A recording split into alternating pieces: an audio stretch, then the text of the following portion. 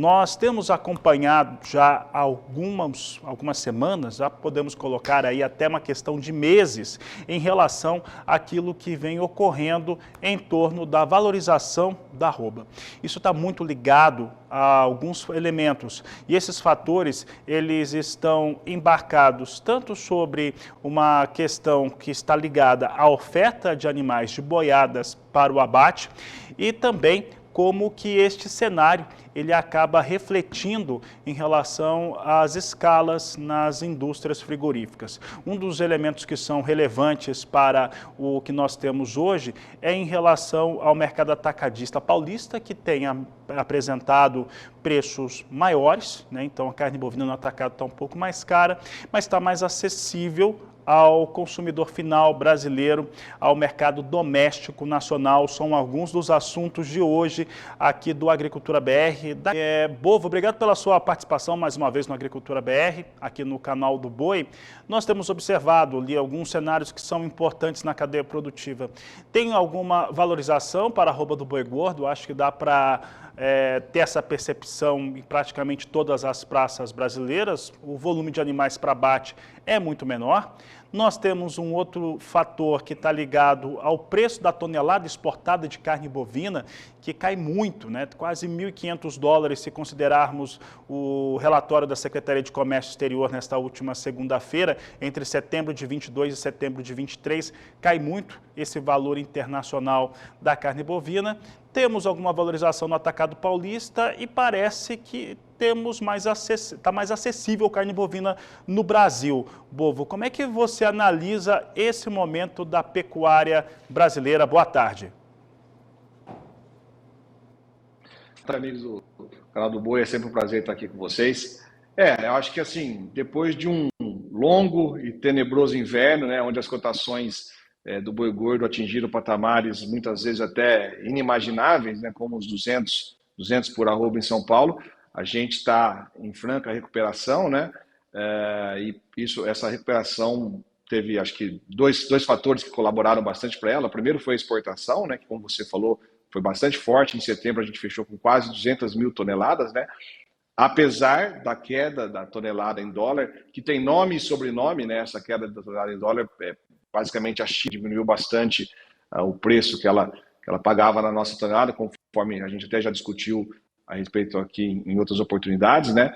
Então a China diminuiu bastante o preço da tonelada em dólar, porém continua levando volumes bastante significativos, né? E setembro desse ano ficou um pouco abaixo de setembro do ano passado, mas próximo de 200 mil toneladas, que é um número bastante positivo para as brasileiras, né? E o outro fator positivo foi justamente a queda da carne no atacado, que vinha acontecendo, né? No atacado chegou no varejo, quando o varejo estimulou o consumo, enxugou o mercado, ela teve que voltar a se abastecer, dessa vez com preços até um pouco melhores, né? Então a gente conseguiu passar esse susto, esse tumulto que a gente durante final de agosto até meados de setembro, com pressão baixista muito forte na arroba, e agora estamos retomando patamares, vamos dizer, um pouco mais, não vou falar bons, né, porque ainda não está bom, mas um pouco menos piores para o pecuarista, né? Ô Bovo, na produção rural, o cenário, assim, tem claro que é perceptível que os preços melhoraram, mas ainda há uma forte preocupação sobre rentabilidade, as margens do pecuarista, né? Pensando principalmente no custo de produção, como fazer com que os seus investimentos tenham uma melhor aplicação e, consequentemente, renda, e também os preços finais a serem negociados. Como que o produtor pode, neste momento, o pecuarista, realizar negócios, travar negócios de uma maneira em que ele consiga garantir custo de produção com margens para o seu boi gordo nos próximos meses, principalmente no próximo semestre? Como que essa ação pode ser feita no momento? Os preços que a gente estava há 15, 20 dias atrás eram preços que praticamente inviabilizavam qualquer operação de engorda no Brasil todo, né? Então, uma arroba de R$200 em São Paulo não fecha a conta, independente se você tinha milho de penta, ou boi magro, ou bezerro lá atrás, não tinha nenhuma operação de engorda rentável no Brasil inteiro, sinceramente. Agora, a 5, 210, né, como a arroba em São Paulo chegando perto de 240, começa a ter uma luzinha no fim do túnel, então é possível produtores um pouco mais eficientes conseguir tocar minimamente com algum nível de lucratividade nesse nível de preço. Para frente, infelizmente, o mercado futuro não está sinalizando nenhuma alta muito forte. Então, a gente tem, por exemplo, hoje, o contrato de outubro ao redor, perto, outubro, novembro e dezembro, está tudo mais ou menos balizado ao redor de 240, não é nenhum preço que chame muito a atenção do produtor a ponto de levá-lo a fazer qualquer tipo de proteção na bolsa, né? Então a gente precisava esperar o mercado ganhar um pouco mais de sustentação, ganhar um pouco de força, e a gente acredita que isso possa acontecer até o fim do ano, né? Porque deve ter uma diminuição de oferta bastante significativa de animais confinados para dezembro, né? Então eu acho que aí os preços podem ganhar um pouco mais de sustentação e aí propiciar fazer travas de preço no primeiro trimestre ou até primeiro semestre do ano que vem, né? Lembrando que a gente vai entrar o ano que vem com uma carga de custo de produção muito melhor do que a gente entrou em 2023, né? Tanto em termos de boi magro, em termos de bezerro, quanto em termos de milho também. Então, esse melhor custo de produção, aliado a alguma melhora do mercado futuro nos próximos meses, vai propiciar uma situação de travar algum nível de rentabilidade para 2024, coisa que ainda não acontece hoje, infelizmente.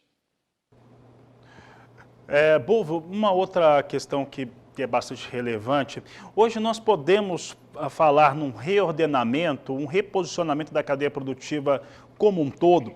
Ou seja, nós temos custos de produção mais baixos na pecuária de fato. Então, para quem está produzindo e não tem ainda, e já não tem mais animais que foram resultados de uma aquisição mais cara, animais que foram mais pesados, um estoque, por exemplo, de insumos que foi comprado com valores mais altos, ele começa de um patamar onde ele tem preços mais baixos, mas tem um custo de produção mais baixo também.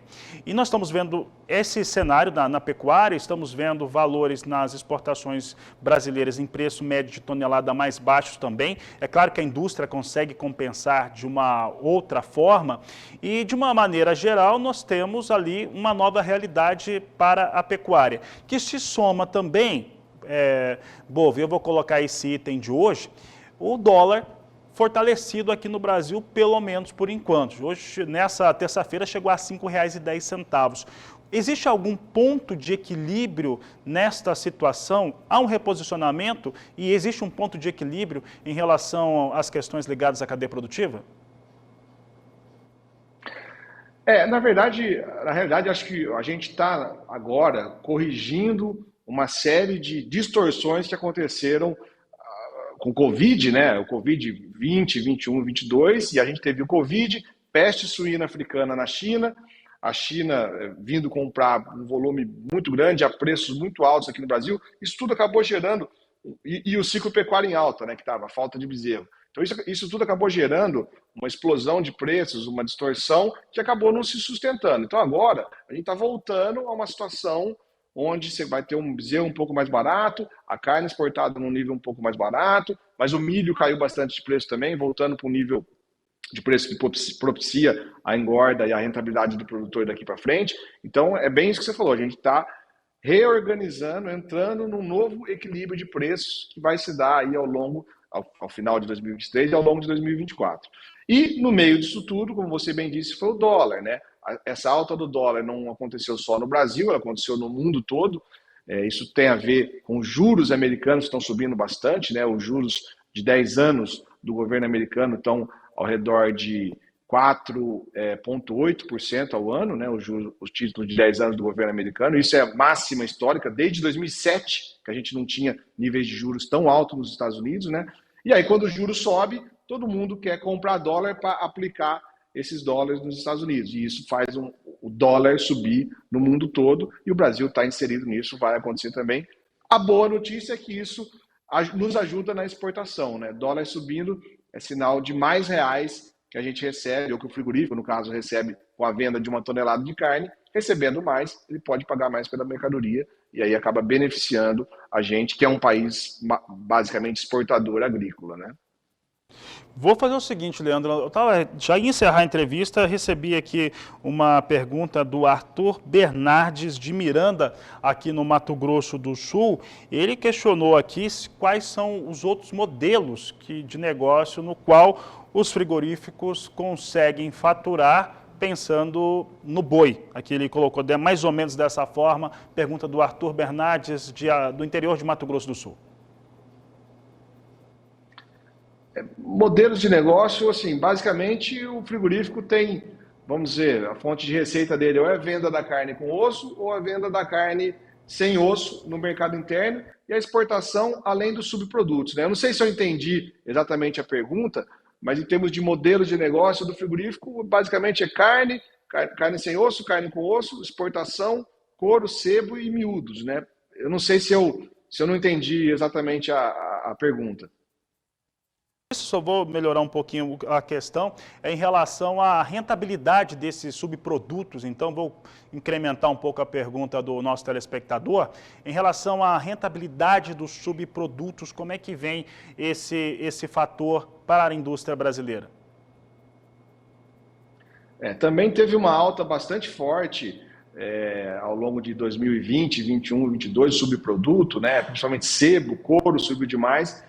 E agora essa rentabilidade diminuiu, voltou para uma média histórica, né? Então, via de regra, se você fizer a conta só da carne com osso, ela não paga a conta da arroba do boi, né? Se você pegar a carne com osso multiplicado, o quilo da carne com osso multiplicado por 15, que seria o equivalente à carcaça, né? Na média, ele sempre dá ou igual ou até, talvez até um pouco abaixo do valor da arroba que o frigorífico paga para o pecuarista.